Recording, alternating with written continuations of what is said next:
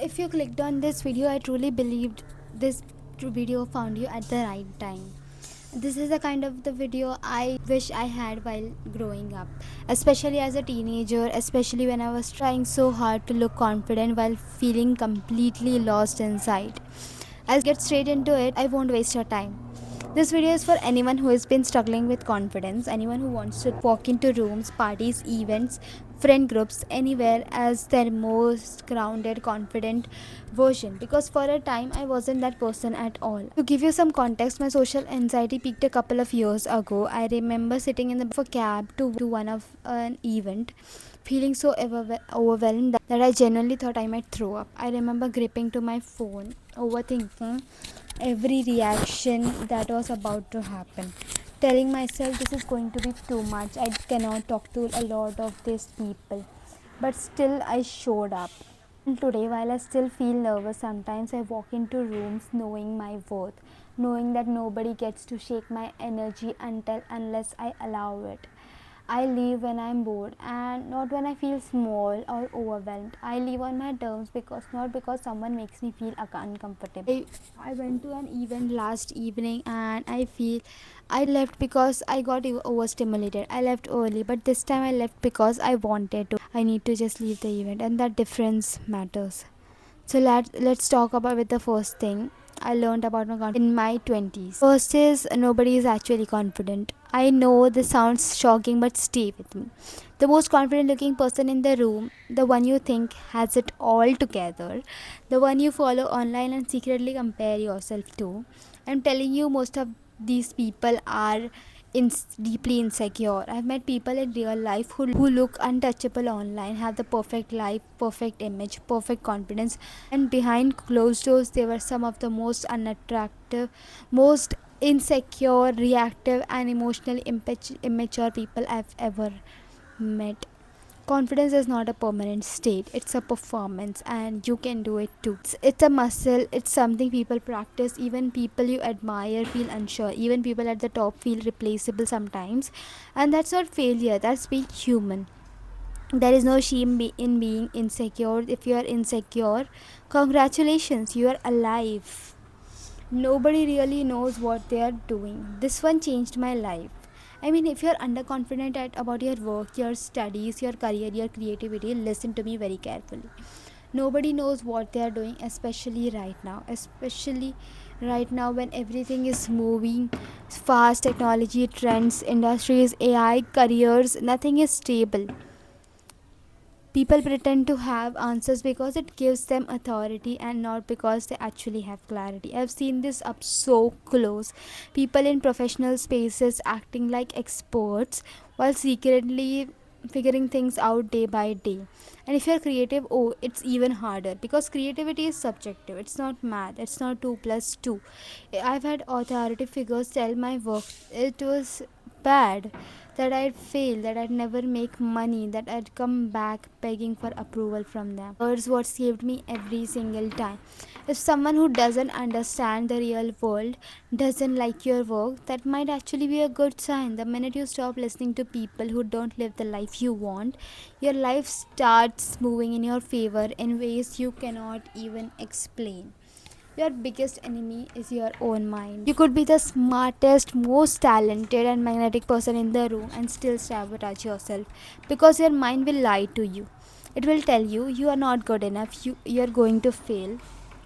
This is embarrassing. And the moment you believe those thoughts, you hand your power away to your mind, which is trying to lure you away. Confidence doesn't disappear because of other people. It disappears because you start believing the wrong narrative. You can switch into confidence in 5 seconds, just 5 seconds. I truly believe this. There's this famous story about Marilyn Monroe, how she could walk unnoticed one moment and then completely shift her presence and suddenly command attention without changing anything external. That's because confidence is energy, not clothes, not makeup, not money. And here's what I do. Even till today, before I walk into a room or get on the stage or do something that scares me, I pause. 5 seconds. I close my eyes, deep breathe.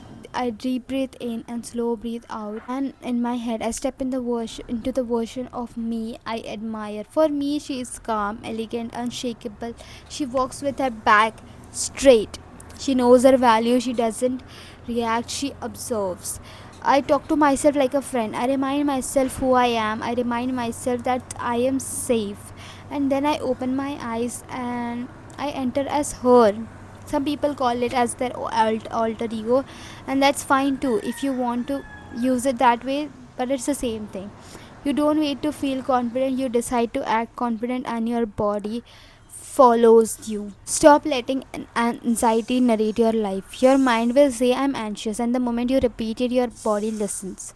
Instead, you take control. You tell your mind, calm down, I'm in charge. You can sit quietly, I've got this. Enough times, and your nervous system starts trusting you. Confidence isn't bad, it's regulated. You are allowed to leave anytime. This is the most freeing lesson I have heard. You can enter a situation and leave whenever you want, not because you're anxious, not because you feel rejected, but because your time is valuable. Change the narrative in your head. I'm not leaving because I'm uncomfortable. I'm leaving because I choose myself. Once you start respecting your own time and energy, people follow. Yes, people will call you full of yourself. Let them. If you don't put yourself on a pedestal, someone else will put you beneath one. Being confident isn't arrogance, it's self respect. And once you truly feel it, your entire presence changes. You understand that you deserve everything that you are here for. You won't second guess your chances that, okay, let me not do this thing, let me not take this opportunity because how that might turn out. I mean, you must take the opportunities that come your way, because that way you understand that even if you that might scare you, you feel that you might be somewhere else. Sometimes I've heard this quote that sometimes people feel scared of the success that they can get after taking that particular opportunity. And I hope that you understand that taking that opportunity might be successful or it won't be successful, but you will be back to the same square that you are at right now, and you can work on the path you were already in. But what if it all works out? I mean, what if you are in a place that you have always wanted to be by taking that particular opportunity? So I hope you take on every opportunity that comes your way, and you understand that you can work on anything, and you can have everything you will deserve and will work on in this whole life. So I hope you understand your worth after this video, and if this video resonated with you, save it, come back to it, practice one thing at a time. If you want, you can just watch it again and be someone that you have always wanted to be, and tell me in the comments, do you want a part 2? Because I have so much more to share. I have so many more instances that where I felt that I am being dumped on things that I don't have to do. Thank you so much for staying till the end. I'll see you in the next one.